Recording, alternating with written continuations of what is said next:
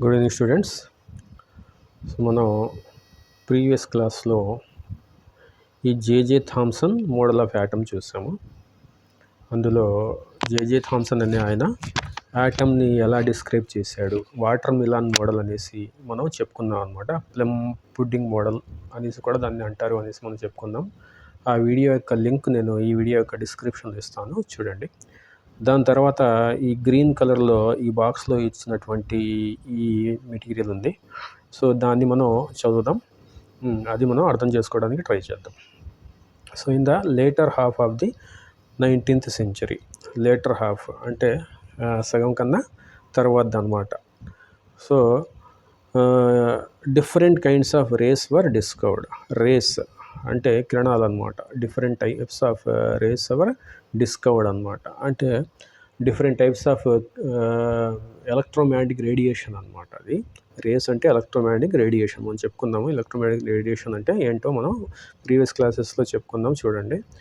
అది 19th century later part అంటే second హాఫ్లో వాళ్ళు కనుక్కున్నారు అన్నమాట దాన్ని. బిసైడ్స్ దోస్ మెన్షన్ ఎర్లియర్, అంటే ముందు ఫస్ట్ హాఫ్లో కొన్ని కనుక్కున్నారు, సెకండ్ హాఫ్లో ఇంకొన్ని కనుక్కున్నారు అన్నమాట. ఆ సెకండ్ హాఫ్లో 19th century సెకండ్ హాఫ్లో కనుక్కున్నటువంటి రేస్ గురించి ఇక్కడ మెన్షన్ చేయడం జరుగుతుంది అనమాట.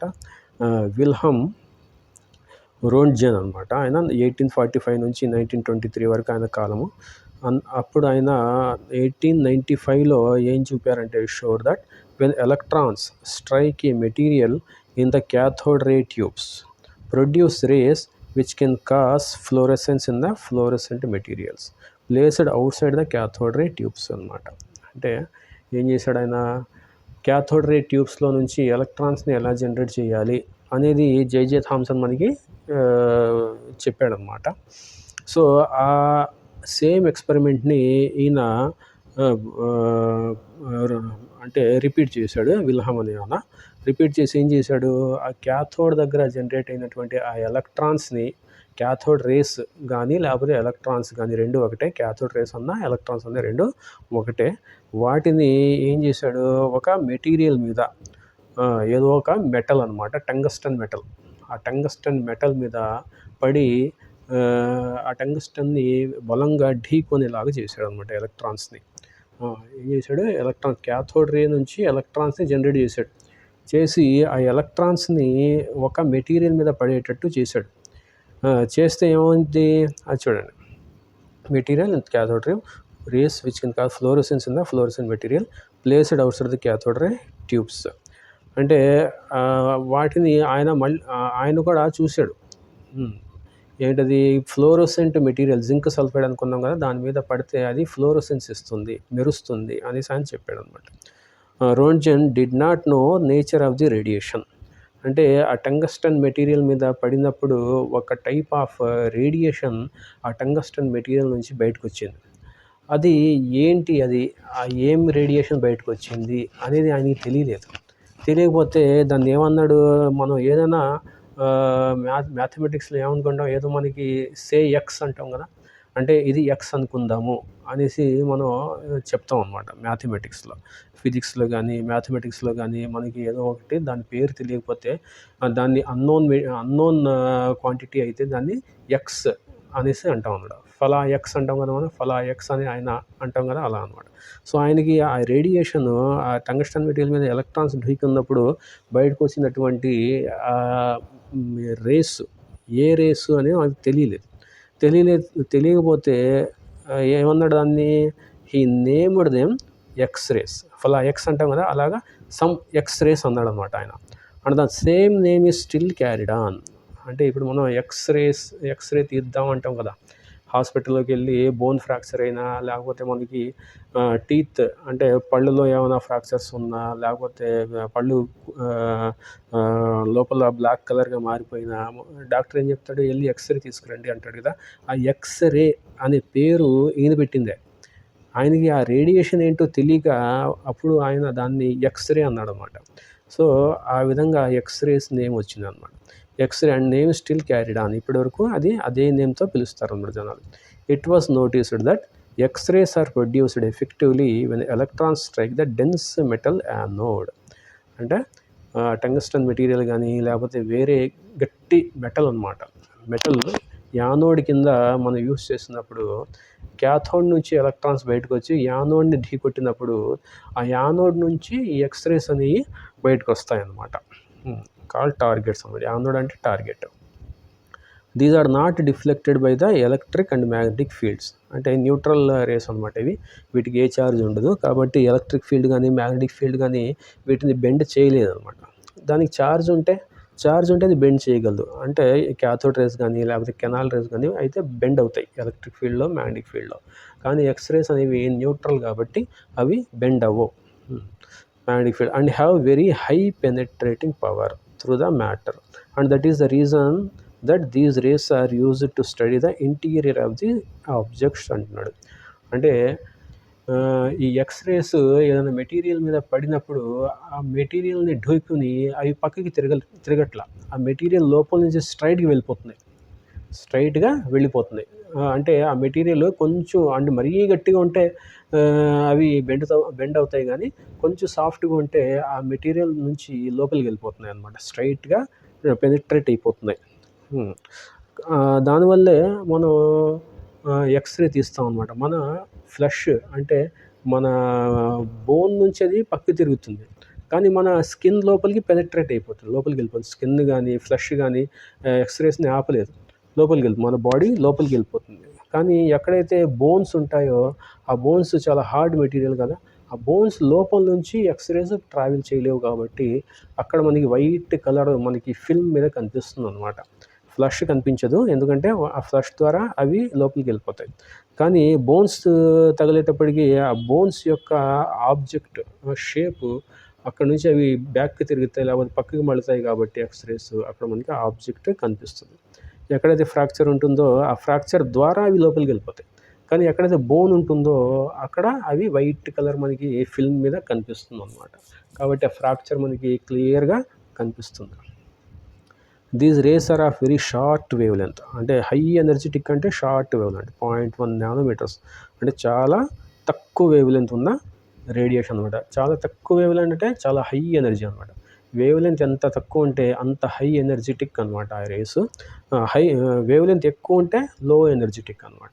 ఇప్పుడు మనం మొబైల్ ఫోన్స్లో రేడియోలో యూస్ చేసేటటువంటి రేడియో వేవ్స్ చాలా హై వేవ్ లెంత్ ఉంటుంది కాబట్టి లెస్ ఎనర్జెటిక్ అనమాట. కాబట్టి అవి మనం యూస్ చేయగలుగుతున్నాం. దానివల్ల మనకి ఏమీ అంత ఎఫెక్ట్ ఉండట్లేదు మొబైల్ ఫోన్లో యూస్ చేసేటటువంటి రేడియేషన్. కానీ ఎక్స్రేస్ అనేవి మనం జనరల్గా చాలా జాగ్రత్తగా ఉండాలి, ఎందుకంటే దాని యొక్క వేవ్ లెంత్ చాలా తక్కువ 0.1 నానోమీటర్స్. అది 0.1 నానోమీటర్స్ అంటే చాలా తక్కువ కాబట్టి దాని యొక్క ఎనర్జీ హై ఎనర్జీ అనమాట. అంటే ఎనర్జీ అంటే inversely proportional to wave length అనమాట. అండ్ పొజెస్ ఎలక్ట్రోమాగ్నెటిక్ క్యారెక్టర్ దానికి ఉంది. ఎలక్ట్రోమాగ్నెటిక్ రేడియేషన్ యొక్క బ్యాండ్లో అదొక పార్ట్ అనమాట. ఓకే, తర్వాత Henry Becquerel 1852 to 1908 observed that there are certain elements which emit radiation on their own. అంటే ఆయన ఏం కనుక్కున్నాడు, కొన్ని ఎలిమెంట్స్ ఉన్నాయి పీరియాడిక్ టేబుల్లో, రేడియో యాక్టివ్ ఎలిమెంట్స్ అంటారు. యురేనియం అనేసి, థోరియం అనేసి, ట్రైటియం అనేసి ఈ ఎలిమెంట్స్ ఉన్నాయి. అప్పటికే వాళ్ళకి తెలీదు. ఏం తెలీదు, ఆ ఎలిమెంట్స్ దానికి అదే డిసింటిగ్రేట్ అయ్యి రేడియేషన్ని బయటికి పంపిస్తూ ఉంటాయి అనేది అప్పటికి తెలీదు. అది కొత్త అనమాట. సో హెన్రీ బెకరల్ అనే ఆయన 1852 to 1908 ఆయన ఆ నేచర్ని, ఆ ఎలిమెంట్స్ యొక్క నేచర్ని కనుక్కున్నాడు.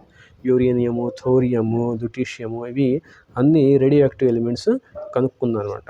And named this phenomena as radio activity అన్నాడు ఆయన. అంటే దానికి అదే ఏ రియాక్షన్ జరపకుండా దానికి అదే రేడియేషన్ కనుక ఎలిమెంట్లోంచి బయటకు వస్తూ ఉంటే ఆ ఫినామినాన్ని రేడియో యాక్టివిటీ అనేసి అన్నాడు అనమాట. And the elements known as radio active elements అన్నాడు. అలాంటి ఎలిమెంట్స్ని ఆటోమేటిక్గా దాని సెల్ఫ్గా రేడియేషన్ని బయటికి పంపిస్తున్నటువంటి ఆ ఎలిమెంట్స్ని రేడియో యాక్టివ్ ఎలిమెంట్స్ అనేసి అన్నాడు. ఆ ఫీల్డ్ని, ఆ రేడియో యాక్టివిటీ న్యూక్లియర్ కెమిస్ట్రీ అంటాడు దాన్ని. సో ఆ రేడియో యాక్టివిటీ, ఆ ఫీల్డ్ న్యూక్లియర్ కెమిస్ట్రీని this field was developed by Marie Curie అనే ఆవిడ ఒక పెద్ద సైంటిస్ట్, నోబెల్ లారెట్. ఆవిడ ఆ రేడియో యాక్టివ్ ఎలిమెంట్స్ గురించి చాలా ఎక్కువ స్టడీ చేసిందనమాట. ఆయన తర్వాత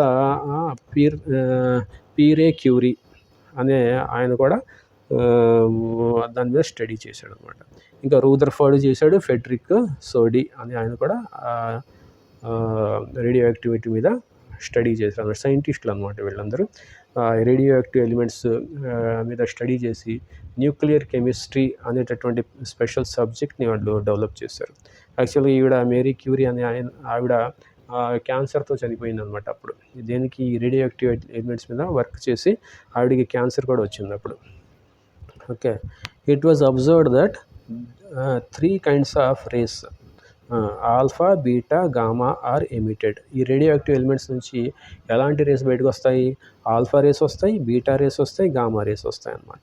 సో గామా రేడియేషన్, ఇప్పుడు మనకి యుద్ధాలు అవి జరిగితే న్యూక్లియర్ బాంబ్స్ వేస్తాము అనేసి అమెరికా, రష్యా వీళ్ళు భయపెడుతుంటారు కదా. అందులో నుంచి వచ్చేవి ఈ గామా రేడియేషన్సే. చాలా పవర్ఫుల్ అనమాట. ఎక్స్రేస్ కన్నా ఇంకా పవర్ఫుల్ అనమాట గామా రేడియేషన్. ఎక్స్రేస్ అయితే మన బాడీ మీద పెడితే బోన్స్ యొక్క ఇమేజెస్ని క్రియేట్ చేస్తాయి. కానీ గామా రేడియేషన్ మన బాడీ మీద పెడితే ఇమ్మీడియట్గా అక్కడ క్యాన్సర్ వచ్చేస్తుంది. ఇంకా పవర్ఫుల్ గామా రేడియేషన్ పెడితే మన బాడీ కూడా మెల్ట్ అయిపోతుంది అనమాట. ఈ హిరోషిమా, నాగసకి మీద జపాన్, హిరోషిమా, నాగసకి ఆ నగరాల మీద ఎప్పుడో చాలా కాలం క్రితం అమెరికా బాంబ్స్ వేసింది కదా. ఆ బాంబ్స్లో నుంచి వచ్చినటువంటి గామా రేసే లక్షల మంది జపానీస్ని చంపేసింది అనమాట. గామా రేడియేషన్ చాలా danger. Rutherford found that alpha rays consist of high energy particles carrying 2 units of positive charge and 4 units of atomic masses. అంటే హీలియం న్యూక్లియై అంటారు. ఆల్ఫా రేస్ని ఏమంటారు? హీలియం న్యూక్లియై అంటారు. అంటే ఏమంటున్నాడు? 2 high energy particle carrying 2 units of positive charge. 2 units అంటే హెచ్ఈ అనుకుంటే ఇక్కడ హీలియం అనుకుంటే ఇక్కడ 2 ఉంటుంది, ఇక్కడ 4 ఉంటుంది అనమాట. So atomic number 2, atomic weight 4 అనమాట. ఈ హీలియం న్యూక్లియైని ఆల్ఫా పార్టికల్స్ అంటారు. జనరల్గా ఆల్ఫా పార్టికల్స్ అంటే ఏంటి? హీలియం యాటంలో లోపల ఉండేటటువంటి న్యూక్లియస్ని ఆల్ఫా పార్టికల్స్ అంటారు. అంటే ఆల్ఫా పార్టికల్ రిలీజ్ అవుతున్నాయి అంటే దాని అర్థం ఏంటి? హీలియం లోపల ఉండేటువంటి న్యూక్లియై అంటే ప్లూరల్, న్యూక్లియస్ అంటే సింగులర్ అనమాట. జనరల్గా న్యూక్లియై అంటే ప్లూరల్ అనమాట. మనం మ్యాంగోస్ అంటాం కదా, కానీ ఇక్కడ న్యూక్లియస్ని సింగులర్ అనమాట. న్యూక్లియై అంటే ప్లూరల్ అనమాట. ఓకే, సో అలాగే స్పెక్ట్రమ్ అంటే సింగులరు, స్పెక్ట్రా అంటే ప్లూరల్ అనమాట. ఓకే, సో ఆల్ఫా రేస్ అంటే మనకి ఇదనమాట. ఈ పార్టికల్స్ ఉంటాయి ఆల్ఫా రేస్లో, ఈ పార్టికల్స్ ఉంటాయి, హీలియం న్యూక్లియై ఉంటాయి అన్నమాట. Okay, and 4 units atomic. He concluded that alpha particles are helium nuclei, as alpha particles combined with 2 electrons yielded helium gas. అంటే ఈ హీలియం న్యూక్లియై అనేది 2 ఎలక్ట్రాన్స్ని కంబైన్ చేసి హీలియం యాటమ్ కింద మారుతుంది, అంటే హీలియం గ్యాస్ కింద మారుతుంది. దాన్ని ఆయన రూదర్ఫర్డ్ అని ఆయన అబ్జర్వ్ చేశాడు కాబట్టి ఆల్ఫా పార్టికల్స్లో హీలియం న్యూక్లియై ఉంటాయి అనేసి చెప్పాడనమాట. ఇంకా ఆల్ఫా పార్టికల్ తర్వాత బీటా పార్టికల్. బీటా పార్టికల్ అంటే ఏంటి? Beta rays are negatively charged particles like electrons అనమాట. Like electrons, similar to electrons. అంటే బీటా పార్టికల్ అంటే ఎలక్ట్రాన్స్ అన్నమాట. So gamma rays are high energy radiations like X rays, are neutral in nature and do not consist of particles. అంటే gamma రేస్లో particles ఉండవు. Alpha రేడియేషన్లో అయితే particles ఉంటాయి, helium nuclei. Beta particles అయితే మనకి ఎలక్ట్రాన్స్ లాగా మనకి నెగిటివ్ ఛార్జ్ ఉంటుంది దానికి.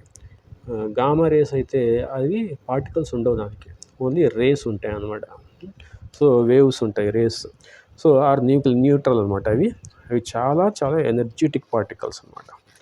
Okay, as regards penetrating power of alpha particles are least.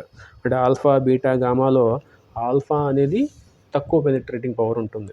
అంటే ఈ మూడిట్లో ఆల్ఫా అనేది తక్కువ ఎనర్జీ ఉంటుంది, బీటా అనేది 100 times ఆఫ్ ఆల్ఫా పార్టికల్స్ ఉంటుంది. ఆల్ఫా పార్టికల్కి 100 రెట్లు పెనెట్రేటింగ్ పవర్ బీటా పార్టికల్కి ఉంటుంది. ఇంకా gamma rays have 1000 times of alpha particles. అంటే 1000 రెట్లు ఆల్ఫా పార్టికల్స్ కన్నా గామా పార్టికల్స్కి, గామా రేస్కి, పార్టికల్స్ కాదు రేస్, గామా రేస్కి 1000 రెట్లు పెనెట్రేటింగ్ పవర్ ఉంటుందన్నమాట. పెనెట్రేటింగ్ పవర్ అంటే లోపలికి చొచ్చుకొని పోయేటటువంటి గుణం అనమాట అది. దాన్ని పెనెట్రేటింగ్ పవర్ అంటారు. సో ఆల్ఫా పార్టికల్స్తో కంపేర్ చేస్తే బీటా పార్టికల్స్ 100 రెట్లు చొచ్చుకుపోతాయి. ఇంకా ఆల్ఫా పార్టికల్స్తో కంపేర్ చేస్తే గామా రేస్ అనేది 1000 రెట్లు ఏ మెటీరియల్లో అయినా చొచ్చుకుపోతాయి అనమాట. చాలా ఎనర్జెటిక్ అనమాట గామా రేడియేషన్, దాని తర్వాత బీటా రేడియేషన్, దాని తర్వాత ఆల్ఫా రేడియేషన్ అనమాట. ఓకే, ఇది దీని యొక్క అంటే రేడియో యాక్టివ్ ఎలిమెంట్స్ యొక్క కొంత ఇన్ఫర్మేషన్. దాని తర్వాత మనకు ఉన్నటువంటి టాపిక్ ఏంటంటే రూథర్ఫర్డ్స్ న్యూక్లియర్ మోడల్ ఆఫ్ యాటమ్. రూథర్ఫర్డ్స్ అనే ఆయన ఒక అటామిక్ మోడల్ని డెవలప్ చేశాడు. అంటే మనకి జేజే థామ్సన్ అనే ఆయన ఒక atomic model, water melon model ఎలా చెప్పాడో, ఈ రూథర్ఫర్డ్ అనే ఆయన ఒక న్యూక్లియర్ మోడల్ ఆఫ్ యాటమ్ అంటే అటామిక్ స్ట్రక్చర్ ఇలా ఉంటుంది అనేసి చెప్పాడు అనమాట. సో ఎలా చెప్పాడు? రూథర్ఫర్డ్ అండ్ హిస్ స్టూడెంట్స్, ఆయన స్టూడెంట్ హ్యాన్స్ గీగర్ అండ్ ఎర్నస్ట్ మాస్డెన్ అనే ఇద్దరు స్టూడెంట్స్ అనమాట. రూథర్ఫర్డ్ యొక్క ఇద్దరు స్టూడెంట్స్తో కలిసి bombarded very thin gold foil with alpha particles. అంటే ఆల్ఫా పార్టికల్ అంటే హీలియం న్యూక్లియర్ అని చెప్పుకున్నాం కదా, ఇక్కడ ఇది రేడియో యాక్టివ్ ఎలిమెంట్ అనమాట. ఇది ఇందులోంచి ఆల్ఫా పార్టికల్స్ బయటకు వస్తున్నాయి అనమాట ఇలాగా. సో దాన్ని లెడ్ ప్లేట్ ద్వారా పంపించి దాన్ని ఒక గోల్డ్ ఫాయిల్ మీద, అంటే చాలా పల్చటి గోల్డ్ ఫాయిల్, ఈ ఎల్లో కలర్ కనిపిస్తుంది కదా, అది గోల్డ్ ఫాయిల్ అనమాట. అది బంగారపు ఒక ప్లేట్ అనమాట. చాలా చాలా పల్చగా ఉన్నటువంటి ఒక ప్లేట్ అనమాట అది. ఈ ఆల్ఫా పార్టికల్స్ని రేడియో యాక్టివ్ ఎలిమెంట్ నుంచి తీసి ఆ ఆల్ఫా పార్టికల్స్ని ఈ ప్లేట్ మీద పడేటట్టు చేశాడు. అప్పుడు కొన్ని అబ్జర్వేషన్స్ చేశాడనమాట. కొన్ని అబ్జర్వేషన్స్ చేశాడు. సో ఏం చేశాడు? Rutherford's famous alpha particle scattering experiment అంటాడు. దీన్ని is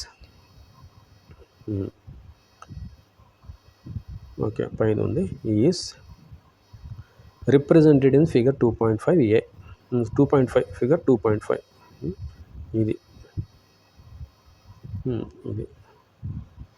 so 2.5a.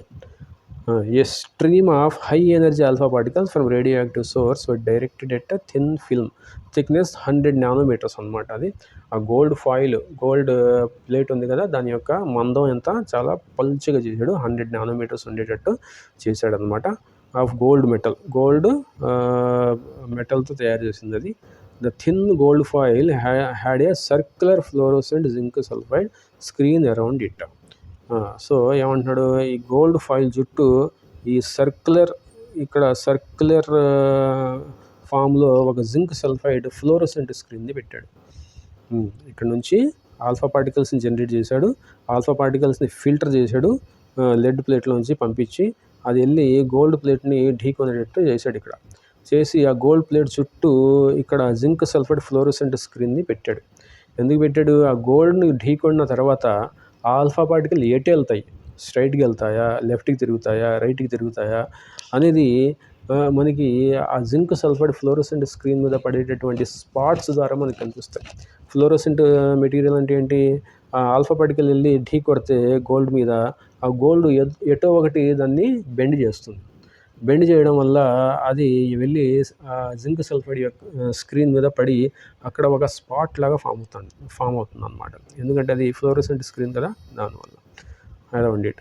Whenever alpha particles struck the screen, zinc sulfide screen, a tiny flash of light was produced at the point. అంటే ఎప్పుడైతే ఇక్కడ వచ్చి ఢీకొని అది అక్కడ నుంచి రిఫ్లెక్ట్ అయిందో ఇలా రిఫ్లెక్ట్ అవుతుంది, ఇలా రిఫ్లెక్ట్ అవుతుంది, ఇలా రిఫ్లెక్ట్ అవుతుంది, ఇలా అన్ని సైడ్లు అది రిఫ్లెక్ట్ అవుతూ మనకి అక్కడ ఒక లైట్ లాగా మనకి గ్లో అవడం చూశాడనమాట. Okay, the results of scattering experiments were quite unexpected. J J Thomson model ఆయన మైండ్లో ఉంది కదా, సో అలా అనుకున్నాడు. కానీ దానికి భిన్నంగా, దానికి టోటల్గా ఆపోజిట్గా ఈయనకి రిజల్ట్స్ వచ్చాయన్నమాట ఈ ఎక్స్పెరిమెంట్ ద్వారా. అనుకున్న దానికి రివర్స్లో వచ్చింది. According to Thomson model of atom, Thomson ఆయన ఏం చెప్పాడు? మొత్తం పాజిటివ్ ఛార్జ్ ఉంటుంది యాటమ్ లోపల, అక్కడక్కడ నెగిటివ్ ఎలక్ట్రాన్స్ ఎంబెడ్ చేయి ఉంటాయి, లోపల పెట్టుంటాయి అని చెప్పాడు ఆయన. వాటర్ మిలన్ లాగా, పుచ్చకాయ లాగా. కానీ the mass of each gold atom in the foil should have been spread evenly over the entire atom. ఆయన చెప్పినట్టు పాజిటివ్ ఛార్జ్ గోల్డ్ ఫాయిల్లో యాటమ్స్ ఉంటాయి కదా, ఆ యాటంలో పాజిటివ్ ఛార్జ్ మొత్తం ఈవెన్గా స్ప్రెడ్ అయి ఉంటుంది అనేసి ఆయన చెప్పాడు, జేజే థామ్సన్ ఆయన. And alpha particles had enough energy to pass directly through such uniform distribution of mass. యాక్చువల్గా ఆల్ఫా పార్టికల్కి చాలా ఎక్కువ ఎనర్జీ ఉంటుంది కాబట్టి ఆ పుచ్చకాయ మోడల్ ఉంటే కనుక దాని నుంచి స్ట్రైట్గా పెనెట్రేట్ అయ్యి వెళ్ళిపోవాలి. స్ట్రైట్గా పెనెట్రేట్ అయ్యి అన్నీ కూడా వచ్చి ఎక్కడ ఢీ కొట్టాలి, గోల్డ్ ఫాయిల్ నుంచి ఆల్ఫా పార్టికల్ స్ట్రైట్గా వెళ్ళిపోయి ఇక్కడ ఢీ కొట్టాలి స్ట్రైట్గా. కానీ ఆయన ఏం అబ్జర్వ్ చేశాడు, ఇటు వెళ్ళిపోతున్నాయి, అటు వెళ్ళిపోతున్నాయి, ఇటు అటు తిరిగిపోతున్నాయి ఆ రేడియేషన్స్. అంటే జింక్ సల్ఫైడ్ యొక్క స్క్రీన్ మీద ఆ మెరుపులు చుట్టూరా కనిపిస్తున్నాయి, స్ట్రైట్గా మాత్రమే కాదు చుట్టూరా కనిపిస్తున్నాయి. So it was expected that the particles would slow down and change directions only by a small angle as they passed through a foil. It was observed that, అంటే ఆయన ఏమనుకున్నాడు, ఇంత యాంగిల్ ఇంత బెండ్ అవుతాయి అనుకోలేదు. జేజే థామ్సన్ మోడల్ కరెక్ట్ అయితే ఇంత bend అవ్వవు, జస్ట్ కొద్దిగా బెండ్ అవుతాయి, లేకపోతే స్ట్రైట్కి వెళ్ళిపోతాయి. కానీ ఈయన ఏం చూశాడు, most of the alpha particles passed through the gold foil undeflected. అంటే చాలా మటుకు స్ట్రైట్గా వెళ్ళిపోయింది, కానీ ఈ small fraction of alpha particles deflected by small angles. అందులో కొద్దిగా ఇలా డిఫ్లెక్ట్ అయింది. ఇంకా very few alpha particles 1 in 20,000 bounded back, that is were deflected by nearly 180 degrees angle. అంటే కొన్ని ఏమైనాయి, ఇలా వచ్చి ఇలా గోల్డ్ ఫాయిల్ ఢీకొని మళ్ళీ బ్యాక్కి వెళ్ళిపోయింది, ఇలా రివర్స్లో వెళ్ళిపోయింది. అంటే చాలా ఎక్కువ యాంగిల్ కనిపించింది. అంటే ఆ బ్యాక్కి వెళ్ళిపోయినాయి చాలా తక్కువ ఉన్నాయన్నమాట, ఇటు అటు వెళ్ళినవి కొద్దిగా ఉన్నాయన్నమాట, స్ట్రైట్గా వెళ్ళినవి చాలా ఎక్కువ ఉన్నాయన్నమాట. ఓకే, ఈ అబ్జర్వేషన్స్ చేశాడు ఆయన. Okay, so on the basis of these observations, Rutherford drew the following conclusions regarding the structure of atom. ఈ కంక్లూజన్స్ చూసి ఆయన కొన్ని ప్రతిపాదనలు చేశాడు, అంటే కొన్ని సజెషన్స్ ఇచ్చాడు అనమాట. ఏమన్నాడు ఆయన, అది చాలా మటుకు స్ట్రైట్గా వెళ్ళిపోయినాయి కాబట్టి యాటమ్స్లో మ్యాక్సిమం స్పేస్ ఎంటీగా ఉంటుంది అనేసి చెప్పాడు అనమాట. అంటే రూదర్ఫర్డ్ మోడల్ ఏముంది, యాటమ్ మొత్తం స్ప్రెడ్ అయి ఉంటుంది అన్నాడు జేజే థామ్సన్. అలా అయితే అన్నీ కూడా స్ట్రైట్గా వెళ్ళవు, ఇటు అటు కొద్దిగా డిఫ్లెక్ట్ అయ్యి వెళ్తాయి అన్నమాట. ఎందుకంటే మధ్యలో పాజిటివ్ ఛార్జ్ ఉంది కదా, అది బెండ్ చేస్తుంది ఆల్ఫా పార్టికల్స్ని. కానీ ఇక్కడ maximum most of the space in the atom is empty as most of the alpha particle passed through the foil undeflected. అంటే యాటమ్స్లో టోటల్గా ఛార్జ్ అనేది స్ప్రెడ్ అయ్యి లేదు, ఏదో ఒక మధ్యలో ఒక పాయింట్ దగ్గర ఫుల్గా కాన్సన్ట్రేట్ అయ్యింది, ఇంకా యాటమ్ మొత్తం ఎంటీ స్పేసే అనేసి ఆయన అనుకున్నాడు అనమాట రూదర్ఫర్డ్. అంటే జేజే థామ్సన్ ఏమన్నాడు, ఇలా చేసి యాటమ్ మొత్తం కూడా స్ప్రెడ్ అయి ఉంటుంది అన్నాడు.